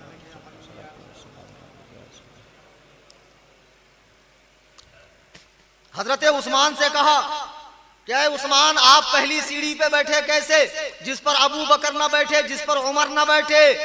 और जब दूसरी पे अबू बकर बैठे तो उमर कभी पहली और दूसरी पे नहीं बैठे, तीसरी पे बैठे। आपने ये जुरात कैसे की? अमीरुल मोमिनीन, खलीफतुल मुस्लिमीन, दामादे मुस्तफा, जुन्नूरैन हजरत सैयदना उस्मान गनी रज़ी अल्लाह तआला फरमाते, सुनो, अगर मैं पहली सीढ़ी पर बैठता तो लोग कहते हैं खिलाफत मिलते ही अपने को उमर समझने लगे। अगर मैं पहली सीढ़ी पर बैठता तो लोग कहते खिलाफत मिलते ही अपने को उमर समझने लगे। अल्लाह की कसम, मैं उमर की तरह नहीं हूं जो उमर की जगह बैठूं। अगर मैं दूसरी पर बैठता तो लोग कहते, वाह, अभी तो उमर के बराबर भी नहीं है और अबू बकर की जगह बैठे। अल्लाह की कसम, मैं अबू बकर की तरह नहीं हूं। सोचो, जब मैं इन 2 सीढ़ियों पर न बैठकर मैंने ये बता दिया कि मैं इनकी तरह नहीं हूं, तो तीसरी पे मैं इसलिए बैठा कि लोग समझ जाएं कि जब ये अपने आप को अबू बकर और उमर की तरह नहीं समझते हैं तो नबी की तरह कैसे समझेंगे? इसलिए मैं तीसरी सीढ़ी पर बैठा। सुभान अल्लाह, सुभान अल्लाह। हजरत उस्मान फरमाते, अगर मैं तीसरी पे बैठता तो लोग समझते मैं उमर से मुकाबला कर रहा हूं। अगर मैं दूसरी पर बैठता तो लोग समझते मैं अबू बकर से मुकाबला कर रहा हूं। मैं ऐसी जगह बैठा कि लोग सोच ही नहीं सकते कि मेरे अंदर मुकाबले की जुर्रत है, मेरे अंदर मुकाबले की ताकत है। अरे जब मैं अबू बकर और उमर की तरह नहीं हूं, नबी की तरह कैसे हो जाऊंगा? लेकिन 14वीं सदी में अंग्रेजों के पैदा किए हुए फितने वहाबियत ने यह ख्याल लोगों को दिया कि नबी की ताजीम मामूली बशर जैसी करो, नबी का मर्तबा चौड़ा चमार से ज्यादा जलील है। इन्होंने अपनी किताब तक़वियतुल ईमान में ये किताबें लिखी है। जिनको वहाबियों का रद्द बुरा लगता है वो वहाबियों से क्यों नहीं पूछते हैं तुम्हारे बाप दादा ने ये बातें अपने किताबों में क्यों लिखी है? अंग्रेज के पैदा किए हुए इस फितने के मुल्लों ने अपनी किताबों में लिखा है, नबी की ताजीम एक बशर जैसी करो, बल्कि उससे भी कम करो। नबी मामूली बशर है, नबी हमारे बड़े भाई है, नबी और हम लोग भाई भाई है। अफसोस आज ये अकल का अंधा, शक्ल का गंदा, देव का बंदा जो गांव गांव तकलीफ जमात में जाकर लोगों को नमाज रोजा सिखाता है, नबी से मुकाबला कर रहा है, नबी से बराबरी का दावा कर रहा है। एक अकल का अंधा, शक्ल का गंदा, देव का बंदा, सड़ा हुआ बदबूदार निहायती मकरूह तहरीमी करी हूं सौत करी हूं वज वहाबी मेरे पास आया। आने के बाद कहा मौलाना मैं नबी की तरह। मैंने कहा कैसे? बोले मेरी भी दो आंख है, नबी की भी दो आंख। पास ही गटर में कुत्ता पानी पी रहा था। मैंने कहा देख कुत्ते की भी दो आंख, तेरी भी दो आंख, तू कुत्ते की तरह। गुस्सा आ गया, कहा मौलाना आप क्या कर रहे हैं? मैंने कहा बे कम बखत कुत्ते में और तेरे में एक ही चीज का फर्क है कि कुत्ता बोलता नहीं है, तू बोलता है, इतना ही एक फर्क है, बाकी क्या फर्क है? आम इंसान में और हुजूर में करोड़ों दर्जे का फर्क है। खबीस तू करोड़ों दर्जे फलांग कर नबी की तरह हो गया, लेकिन एक स्टेप नीचे उतर कर कुत्ता होना तुझे पसंद नहीं है। मेरे बुजुर्गों दोस्तों, जो लोग कहते हैं हम नबी की तरह, उन खबीसों को एक बात पूछो कि जब हुजूर दुनिया में तशरीफ लाए, तो ये तो हदीस की किताब में है ना, तिरमिजी शरीफ में, बाब मा जाफी मिलादिन नबी सल्लल्लाहु अलैहि वसल्लम में जाकर देख लो कि जब पैदा हुए तो हुजूर को नाल नहीं थी, नाफ, और खतना की भी हाजत नहीं थी। बेशक। और साइंसदानों ने यह प्रूफ कर दिया कि बच्चा 9 महीना माँ के पेट में नाल के जरिए खुराक पाता है। बेशक। माँ के पेट में 9 महीना नाल के जरिए खुराक पाता है। जब सरकार दुनिया में आए नाफ नहीं थी, मतलब मेरे आका ने माँ के पेट में कोई चीज तनाउल नहीं की, कोई चीज खाए नहीं, कोई चीज पिए नहीं, बिना उसके आप सही सलामत दुनिया में तशरीफ लाए। लेकिन दुनिया में जितने बच्चे आते हैं सबके नाल होती है, सब अपने माँ के पेट में अपने माँ का खूने फासिद गंदा खून खाते हैं, तभी परवरिश होती दुनिया का हर बच्चा। अब ये वहाबी जो कहते हैं हम नबी की तरह, जब इनकी औरतें हामिला हो तो किसी मशीन के जरिए ऐसा करो कि अंदर कोई मशीन डालकर बच्चे की नाल काट दो, देखो इनका बच्चा 1 सेकंड जिंदा रहता है। अबे खबीसो, जब तुम पैदा होने में नबी की तरह नहीं हो तो पैदा होने के बाद नबी की तरह कैसे होगे? नारे तकबीर, नारे तकबीर, नारे रिसाला, जिक्रे शहीदाने करबला, नारे तकबीर, बुरा लगता है रिसाला। जो पिलपिले हैं, थोड़े नरम है, नहीं बोलना चाहिए था, थोड़ा कम बोलना चाहिए था। मुहर्रम की महफिल थी, इमाम हुसैन का बयान करना चाहिए। ये क्या, जब देखो वहाबी, जब देखो वहाबी, जब देखो वहाबी, इतना बुरा लगता है। तो उनके मुल्लों ने जो किताबों में लिखा है, 100 साल पहले लिखा, लिख कर उस पर कायम रहे, मरे, मरकर जन्नत से एक स्टॉप पहले पहुंचे, आज तक वो किताबें छप रही है, तुमने बंद क्यों नहीं करवाया? जाओ इनकी मस्जिद में, इनकी मस्जिद है ना यहाँ पर, कहेंगे नहीं किताब तो नहीं देखी हमने, हमारे पास कहाँ टाइम। तकरीर के बाद उठना, इनकी मस्जिद में जाना, कुरान उठाना, तर्जमे वाला, ये ऐसी हरामखोर कौम है। कोई तेरे बाप को झापड़ मारे तो तू देख के मुस्कुराएगा, क्या बिल्ला मारे लाए, क्या जबरदस्त मारा है, क्या 1 नंबर दिए लाए, बोलेगा नहीं। तेरी गैरत का तकाजा ये होगा कि तू उसकी 7 पुश्तों को खंगालेगा, कभी उसका चेहरा देखना पसंद नहीं करेगा। मुझे बता, बाप से इतनी मोहब्बत है, तेरा बाप जो तुझे इतना लाड़ प्यार करता है, तेरी हर जरूरत पूरी करता है, तेरे हर नखरे बर्दाश्त करता है, एक दिन मौत का फरिश्ता आकर तेरी रूह निकालता है, बाप रो रहा है, माँ रो रही है, बाप ने नहलाया धुलाया, डोली में डाला, कब्रिस्तान तक लेकर गया, कब्र खोद दी गई है, बाप ने कब्र में उतारा। क्या तेरा बाप ये सोचता है मेरा बेटा मेरे बगैर कभी सोता नहीं था, मेरा बेटा मुझसे अलग नहीं रहता था, आज एक रात मैं इस बेटे के साथ कब्र में सो जाऊं? मुझे बता, दुनिया में वो कौन सा बाप है जो एक रात अपने बेटे के साथ कब्र में सोता हो? नहीं नहीं, इतना चाहने वाला बाप भी कब्र तक आता है, कब्र में नहीं आता है।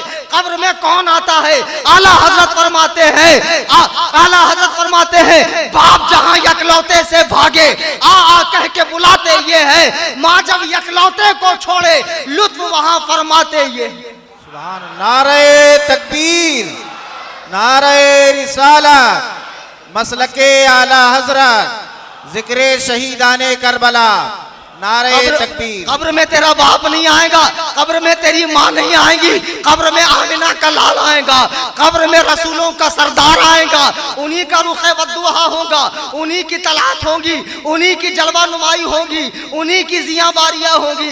अरे वही तो तेरी बख्शिश है, वो यहाँ से लेके जन्नत में जाने तक तेरी जरूरत है। आज उन पर भोंका जा रहा है और उनके दुश्मनों का रद्द हो तो तेरे पेट में मरोड़ उठती है, तेरे छाती पे सांप लौटता है। नहीं बोलना चाहिए। कौन? सुन लो, कलीम हनफी नाम है मेरा। 1000 बार मना करोगे, 1000 बार रद्द करूंगा, जितना मना करोगे उतना रद्द करूंगा। मैंने हदीस कुरान इसलिए नहीं पढ़ा है कि जाहिलों की सुनकर तकरीर करूं।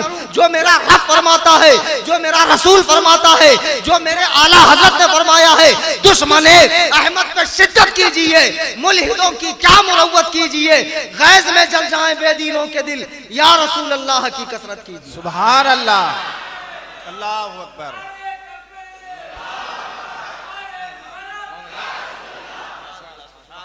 सुभान अल्लाह। ठीक है, उठो, जाओ इनकी मस्जिद में तकरीर के बाद कुरान उठाओ तर्जमे वाला। बहुत डीप में नहीं लेके जाऊंगा, बहुत अंदर नहीं लेके जाऊंगा। 100-150 साल से जंग क्यों चल रही है, किस बात पे चल रही है, किस पे कितने मुनाजरे, कुरान उठाओ। मौलवी होगा, पूछना हजरत ये अपना तर्जुमे वाला कुरान है कि नहीं है? ऊपर लिखा होगा अशरफ अली थानवी। ठीक है, अब खोलो सूरे फतह 26वां पारा आयत नंबर 2। लियग़फ़िर लकल्लाहु मा तक़द्दम मिन ज़म्बिक। उसका तर्जमा इनके आलिम ने किया है कि ऐ नबी आप गुनहगार थे, हमने आपके अगले पिछले गुनाह बख्श दिए। कलेजे पर हाथ रखकर बताओ, क्या रसूल करीम सल्लल्लाहु अलैहि वसल्लम से गुनाह हो सकता है? अरे तर्जमे में तक सरकार को गुनहगार लिखा है। उठाओ 30वां पारा सूरे वद्दुहा, व वजदका ज़ाल्लन फ़हदा। उसमें लिखा है आप शरीयत से बेखबर थे, आपको दीन पता नहीं था, हमने आपको दीन दिखाया है। यही तर्जमा मेरे आला हजरत का देखो, ये तो तर्जमे में भी गुस्ताखी कर रहे हैं, ये तो तर्जमे में भी सरकार की तौहीन कर रहे हैं। तुम ऐसे इमाम के पीछे नमाज पढ़ोगे? सुबह मस्जिद में जाओ, जामा मस्जिद, जाने के बाद माशाअल्लाह आपके गांव में मुफ्ती लोग बहुत हैं, मुझे पता चला है। तो जब इमाम साहब मुसल्ले पे आए तो पीछे जरा सा गोबर लगा हुआ दिख जाए तो देखने के बाद आप क्या करेंगे? नमाज पढ़ेंगे? नहीं पढ़ेंगे भाई। क्यों? एक साहब कह रहे अबे चलता है, थोड़ा तो है, एडजस्ट कर ले, एडजस्ट कर ले, क्या हुआ, थोड़ा सा तो लगा। आप कहेंगे ऐसे थोड़ी होता, नमाज में 3 चीजों की पाकी जरूरी है, बदन की, कपड़ों की, जगह की। ये शराइते नमाज में से नहीं चले। वो बोलेंगे एडजस्ट कर ले, आप कहेंगे नहीं एडजस्ट कर सकता, दीन का मामला। बताओ जब इमाम के कपड़ों पे जाहिरी नजासत लग जाए तो उसके पीछे नमाज नहीं होगी, और जिस इमाम का दिल सरकार के बुग़्ज़ में पूरा नापाक हो गया हो उस इमाम के पीछे नमाज हो। हमको क्या करना है, जहां टाइम मिला अल्लाहु अकबर बोल के नमाज पढ़ लेते, पढ़ते ही जुम्मा जुम्मा है, तो क्यों हम इतना डिटेल में जाएं, क्या है, कौन है, कैसा है। हम अपनी कब्र में, वो अपनी कब्र में, हम अपनी साबुन से दूसरे का कपड़ा क्यों धोएं? बड़ी दलीलें देते। अबे जुमा जुमा पढ़ता है तो पढ़ ही क्यों रहा जब वहाबियों के पीछे पढ़ना है? वो भी मत पढ़, वहां पढ़कर तुझे सवाब नहीं मिल रहा बल्कि गुस्ताख की ताजीम करने का गुनाह मिल रहा है। मेरे बुजुर्गों और दोस्तों, इनके मौलवियों ने किताबों में ये सारी बातें लिखी है, इंशाअल्लाह इनकी धुलाई होती रहेगी। और बराए मेहरबानी कोई मेरे पास इसलिए ना आए कि रद्दे वहाबिया ना कीजिए।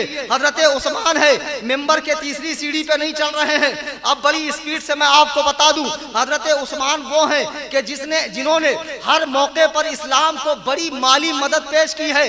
ग़ज़वे तबूक के मौके पर, जिसको जैशे उसरा कहा जाता है, मुसलमानों के पास मालो दौलत नहीं था, अल्लाह के नबी खड़े हुए फरमाया कौन इस्लाम पे माल लुटाएगा?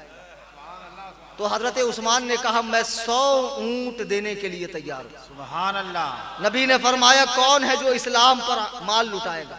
हजरत उस्मान ने कहा मैं 200 ऊंट देने के लिए तैयार हूं। फिर नबी ने फरमाया कौन है जो अल्लाह के रास्ते में अपना माल लुटाए? हजरत उस्मान ने कहा या रसूल अल्लाह अलैहिस्सलाम, मैं 300 ऊंट देने के लिए तैयार हूं। अल्लाह के नबी खुश हो गए। फरमाया उस्मान, आज के तेरे इस अमल के बाद अगर तू कोई गलती भी करे, गुनाह भी करे, कोई कमी बेशी भी हो जाए तो वो गुनाह इस अमल को नुकसान नहीं पहुंचाएगा। सरकार खुश हो गए। हजरत उस्मान वो है कि जब इस्लाम पर कोई उस्ताद पड़ी, अल्लाह ने बहुत दौलत से नवाजा था, बेपनाह दौलत थी, कभी भी इन्होंने दिल तंग नहीं किया, हमेशा लुटाया है। यही मेरे दोस्तों सीरत उस्मानी अपना लो। ये बुजुर्गों के वाकयात सुनाने का मतलब क्या है? सुनकर सुभान अल्लाह, वाह वाह, हक है, सही है, यही हक है बोल कर जाओ और सो जाओ, भूल जाओ। नहीं, इसे अपनी जिंदगी में लाओ। शोहदाए करबला का जिक्र हो रहा है। कमेटी वाले जब चंदा करने आए तो सखावते उस्मानी दिखाना और दिल खोल के इमाम आली मकाम के नाम पर चंदा देना। सुभान अल्लाह। ढोल ताशों में, कव्वाली में, महफिले समा में तो बहुत देते हो, उड़िया गुड़िया पीरों को तो बहुत देते हो। ये इमाम पाक की महफिल है, खुदा की कसम इमाम पाक की नजरे करम पड़ गई तो तुम्हारा बेड़ा पार है, तुम्हारी नस्लों का बेड़ा पार है। दिल खोल कर अंजुमन वालों को, जमात रजाए मुस्तफा वालों को, जो ये जलसा जिन्होंने ऑर्गेनाइज किया है, दिल खोल के आप ताउन करें। हजरत उस्मान गनी बहुत बड़े सखी थे, बहुत बड़े सखी। एक मर्तबा एक सहाबी सरकार के पास आए, कहा हजरत मेरी बेटी की शादी है सरकार, कुछ दे दीजिए। तो सरकार ने फरमाया मेरे पास तो कुछ नहीं है, एक काम करो उस्मान से लो। अब ये सहाबी आए, नबी ने भेजा मदीने के सबसे बड़े रईस के पास आए तो इत्तेफाक से उस वक्त हजरत उस्मान क्या कर रहे थे? हजरत उस्मान खाना खा रहे थे और खाने में थोड़ा नमक ज्यादा हो गया तो उन्होंने अपने नौकर से डांटा। वो सहाबी क्यों आए? नबी ने कहा तेरी बेटी की शादी है तो जो चाहिए उस्मान से ले। अब ये सहाबी आए तो देखा हजरत उस्मान खाना खाते खाते नौकर को डांट रहे हैं कि तूने नमक ज्यादा क्यों डाला, इतना नमक बचता तो कल काम आ जाता, इतना नमक तूने डाला, बार बार डांट रहे। वो सहाबी ने कहा इतना बड़ा बखील कि जरा सा नमक ज्यादा हो गया तो अपने नौकर को डांट रहा, ये मेरी बेटी के लिए क्या देगा, इससे कुछ नहीं मिलने वाला। वापस आ गए। दूसरे दिन फिर गए, कहा या रसूल अल्लाह बेटी की शादी है, कुछ अता फरमा दीजिए। सरकार ने कहा उस्मान के पास जा। सुभान अल्लाह, सुभान अल्लाह। उस्मान के पास बादिले नाखास्ता फिर आ गए। अब आए तो रात का वक्त था तो चराग की जो बत्ती थी वो थोड़ी सी ज्यादा हो गई थी, सूद 2 सूद। आपने देखा नौकर को डांटा, इतनी बत्ती तेज कर दी, इतना तेल तुम जला रहे हो, अब यही तेल अगर बचता तो कल काम आता, बत्ती फौरन कम करो। ये साहबी ने कहा नहीं, इस पक्के कंजूस आदमी से मेरा काम होना ही नहीं है, मैं मांगूंगा ही नहीं। वापस आए अल्लाह के नबी की बारगाह में, कहा हुजूर कुछ दे दीजिए। हुजूर ने कहा उस्मान के पास जा। कहा या रसूल अल्लाह क्या उस्मान के पास जाऊं? पहले दिन गया नमक ज्यादा हो गया, डांटते हैं नौकर को। दूसरे दिन गया चराग की बत्ती ज्यादा हो गई, नौकर को डांटते हैं, भला वो मुझे क्या देंगे? सरकार ने फरमाया उस्मान से कहो मुझे नबी ने भेजा। सुभान अल्लाह। उस्मान से कहो मुझे नबी ने भेजा है। ये सहाबी आए और आने के बाद देखा हजरत उस्मान बैठे हुए, डरते डरते कहा हुजूर मेरी बात सुनिए, मुझे हुजूर ने भेजा है, मेरी बेटी की शादी है, जल्दी से कुछ दे दीजिए।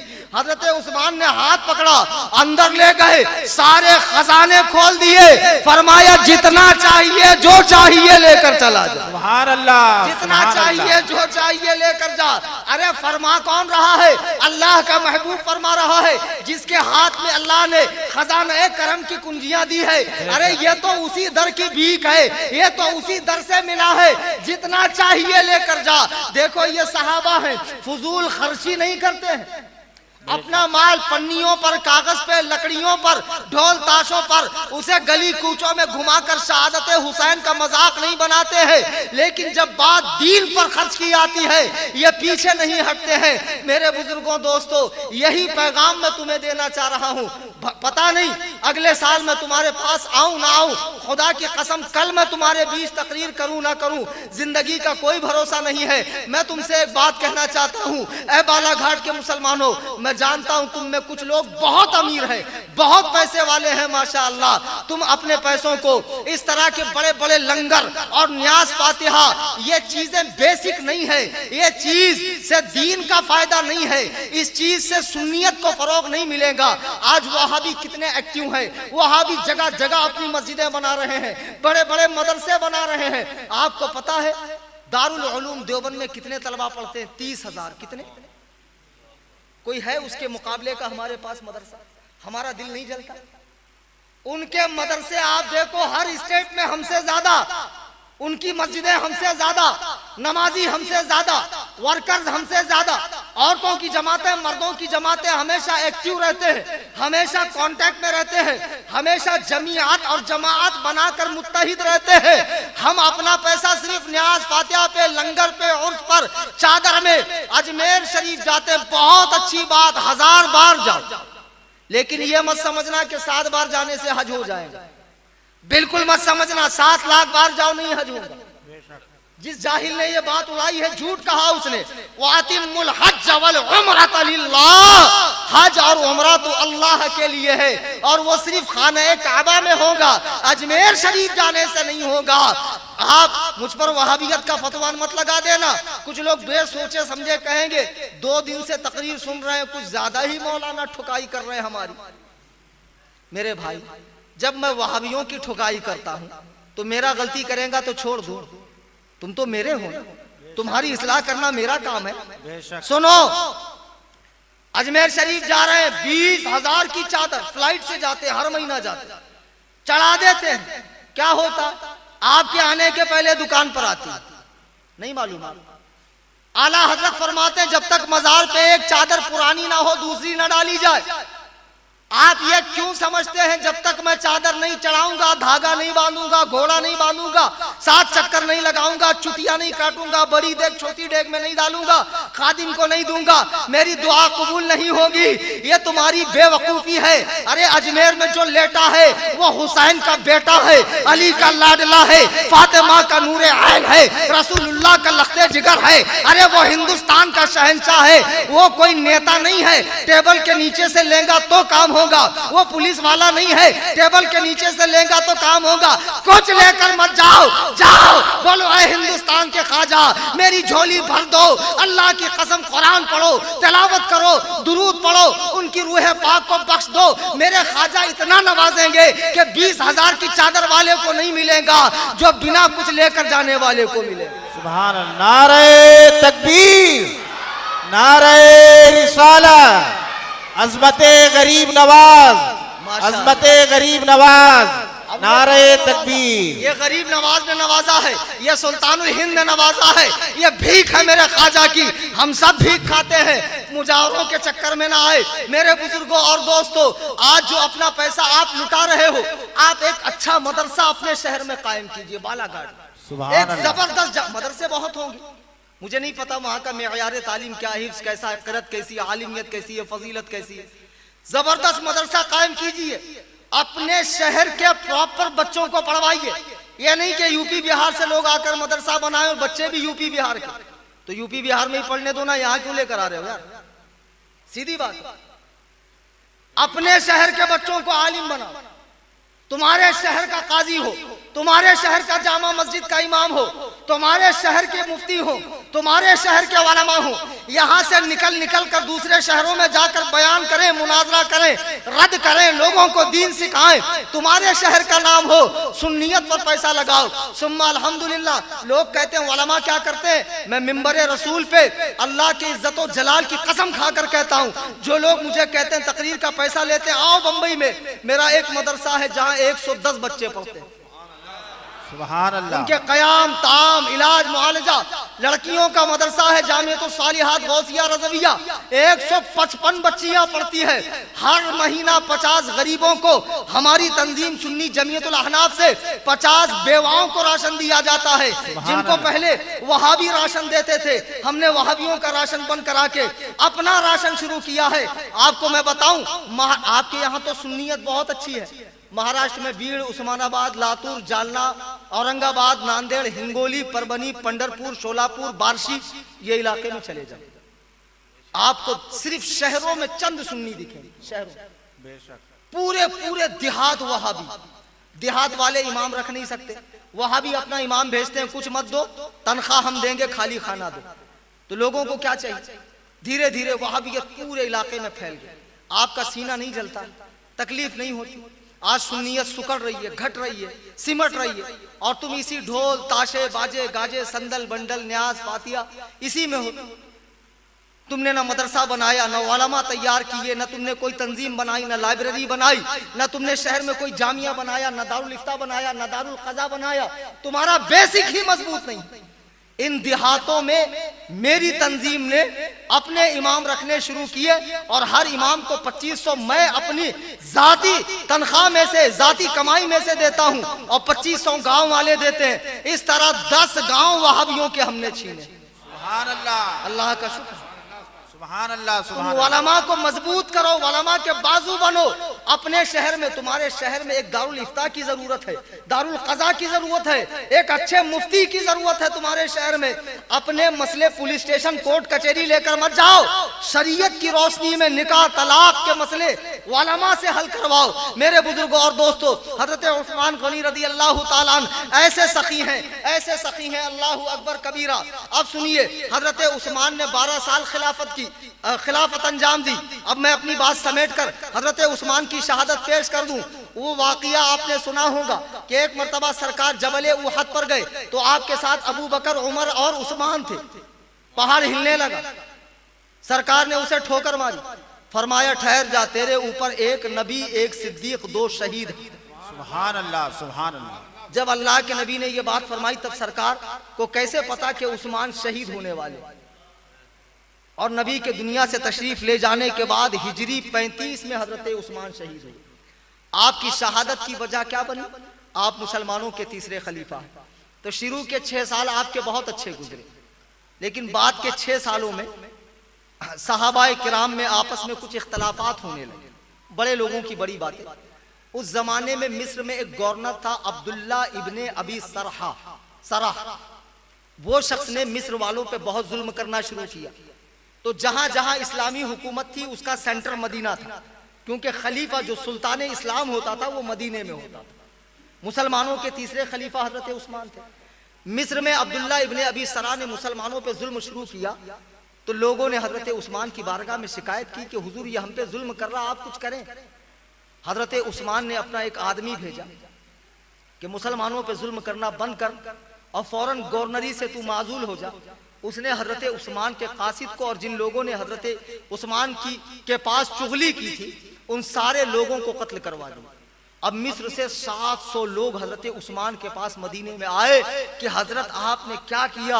उस शख्स को हटाया नहीं, उसने इतने इतने लोगों को कत्ल किया है। तमाम सहाबा से मिले, तमाम सहाबा गुस्से की हालत में हजरत उस्मान के पास आए कि आप फौरन उसे हटाइए। हजरत उस्मान ने एक खत लिखा हजरत अबू बकर के बेटे मोहम्मद बिन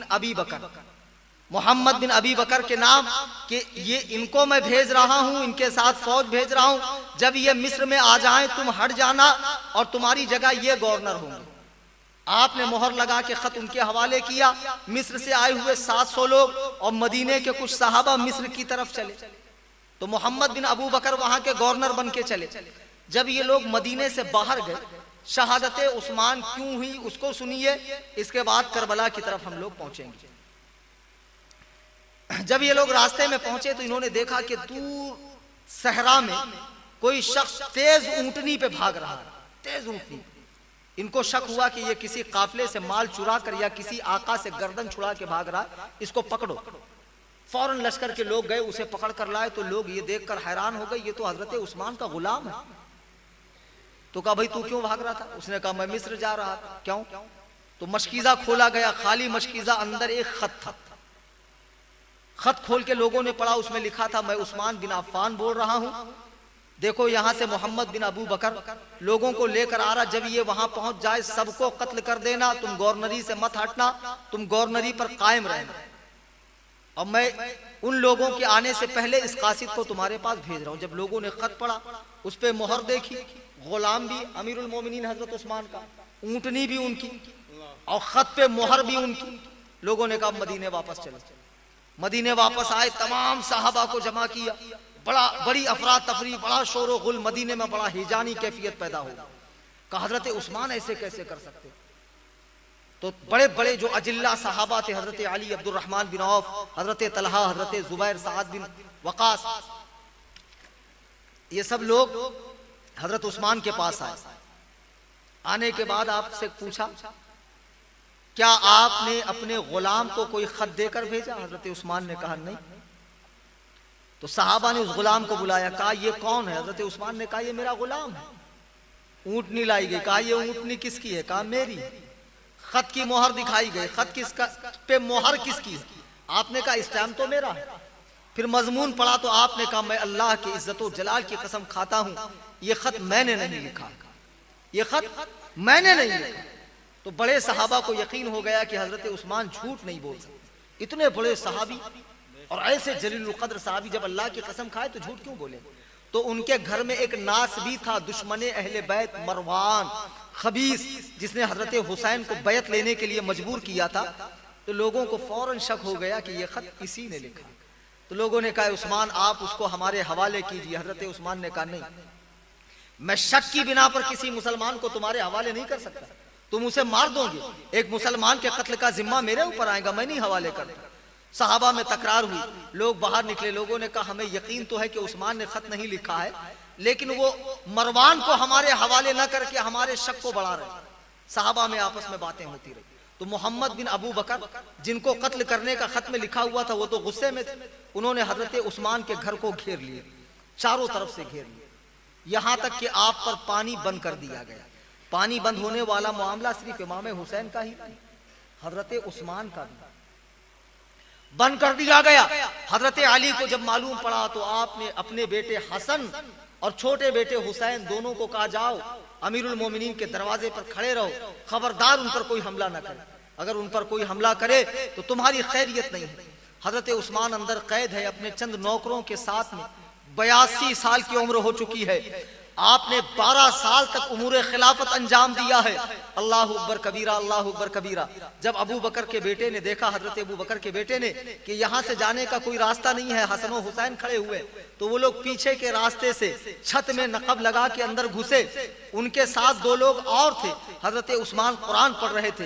हजरत अबू बकर के बेटे ने उस हजरत उस्मान की दाढ़ी पकड़ ली। हजरत उस्मान ने कहा शर्म कर, आज तेरा बाप अबू बकर होता तो क्या वो ये बर्दाश्त कर सकता था कि तू मेरी दाढ़ी इस तरह पकड़े? जब उन्होंने ये बात सुनी कि मेरे बाप का नाम लिया गया, उन्होंने हाथ पीछे खींचा। लेकिन वो 2 खबीस लोग जो साथ में आए हुए थे, उन्होंने हजरत उस्मान पे हमला कर दिया और इस तरह जोरदार हमला किया कि आप खून में लथपथ हो गए।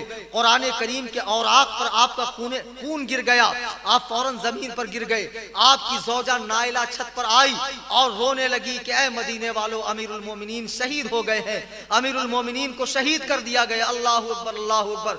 जब मदीने में ये खबर पहुंची, हजरत अली कररमल्लाहु वजहुल करीम आए, इमाम हसन को जोर से एक झापड़ मारा और इमाम हुसैन के सीने पे एक बुक्का मारा कि जब तुम दोनों यहाँ मौजूद थे तो अमीरुल मोमिनीन कैसे शहीद हो गए? उन दोनों साहबजादों ने कहा अब्बा जान हमें नहीं पता, यहाँ से कोई नहीं गया है, बल्कि वो लोग छत के जरिए से गए हैं। अल्लाह अकबर कबीरा, अल्लाह अकबर कबीरा।